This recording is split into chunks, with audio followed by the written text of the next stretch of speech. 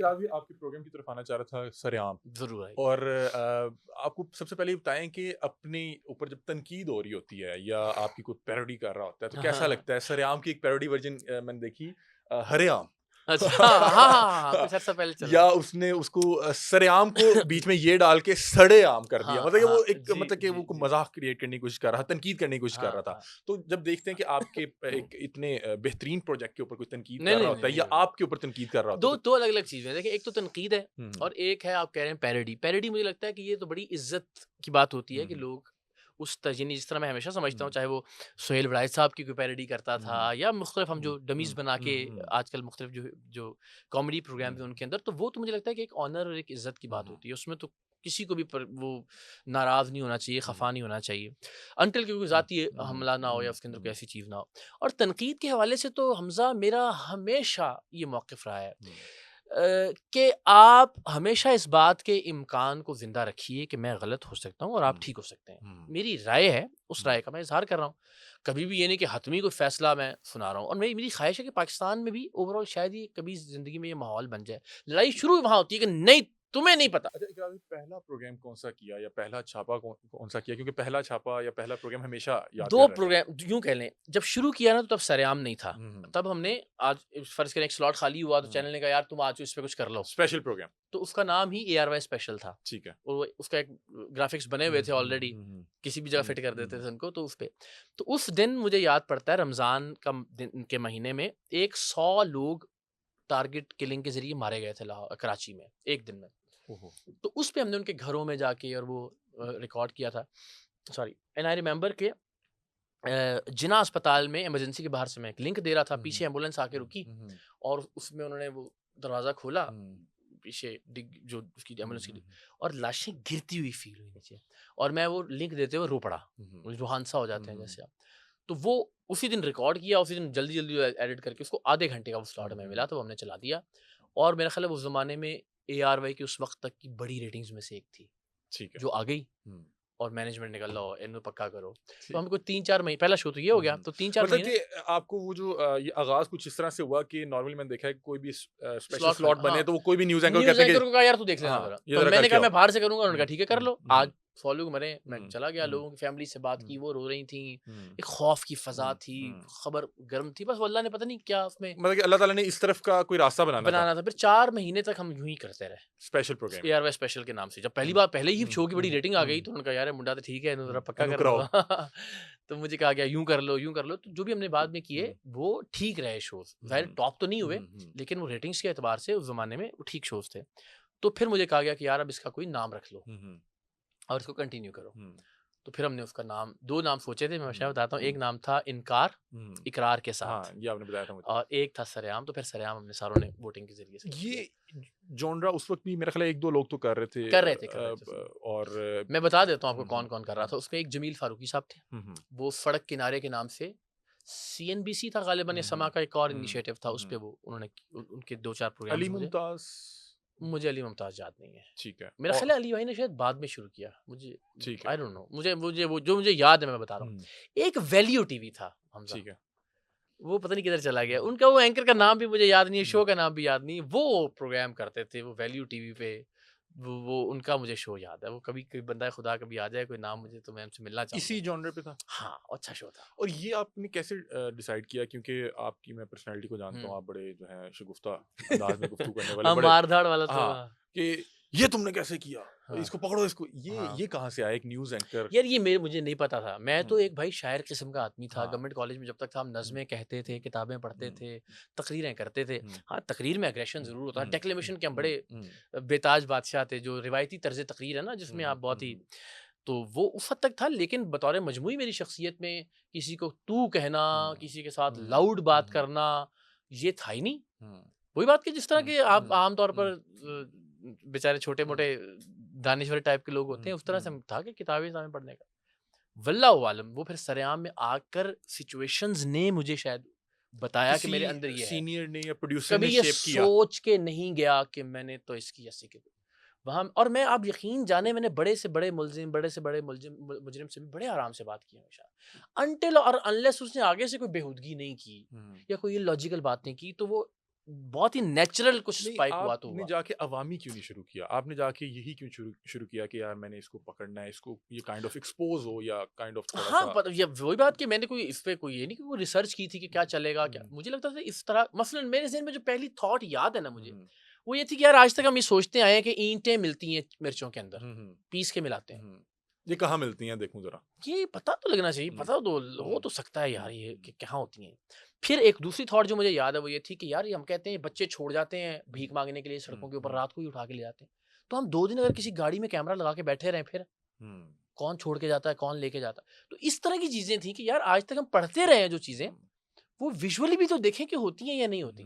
یہ تھاٹ مجھے یاد ہے, شاید اسی نے مجھے اس نے پھر اس جانرے کو ڈیزائن میرا کیا خیال ہوگا. آہستہ آہستہ اس نے اور میرا خیال ہے کہ اس پہ 1.5 تو لگا ہوگا پراپر اس جو ہے جانرے کو ڈیزائن کرنے میں. ہاں جس طرح پہلا جو تھا ہمارا یعنی اس میں چونکہ کوئی حد نہیں تھی موضوعات کی نا, اس میں ہر طرح کی چیزیں ہو رہی تھیں. کوئی یہ نہیں تھا کہ صرف فوڈ کے چھاپے مارنے ہیں آپ نے, یہ نہیں تھا کہ صرف گداگروں کو پکڑنا ہے, یہ نہیں تھا کہ صرف بچیاں ریکور کرنی ہیں آپ نے جو براتھلز ہیں ان سے.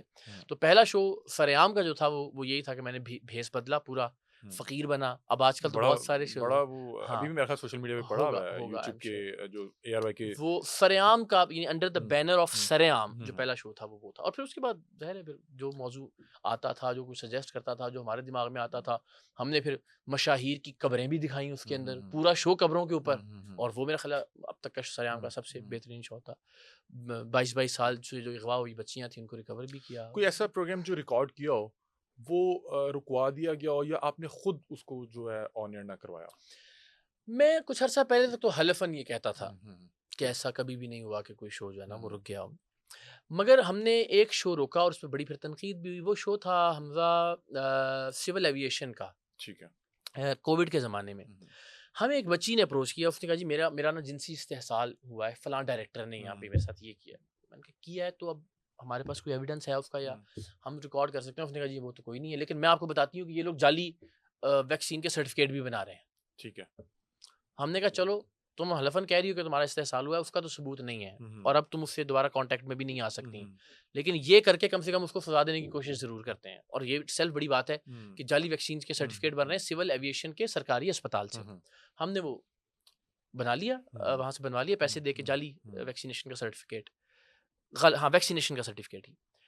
اور جب ہم آ کے چلانے کے لیے آئے تو مالکان پہلی بار میں حلفاً کہہ سکتا ہوں یہ انہوں نے کہا کہ یار یہ شو نہ چلا ہے, کیونکہ ہمیں اداروں نے حکومت نے اور سب نے یہ درخواست کی ہے کہ اگر ہم یہ شو چلاتے ہیں کہ پاکستان میں سول ایویشن کے سرکاری اسپتال سے جعلی ویکسینیشن کی سرٹیفکیٹس بن رہے ہیں تو پوری دنیا میں ہمارا ٹریول بین, آلریڈی ریڈ زونز بن رہے تھے, یہ ہو رہا تھا وہ ہو رہا تھا, ہماری ٹریولنگ بین ہو جائے گی.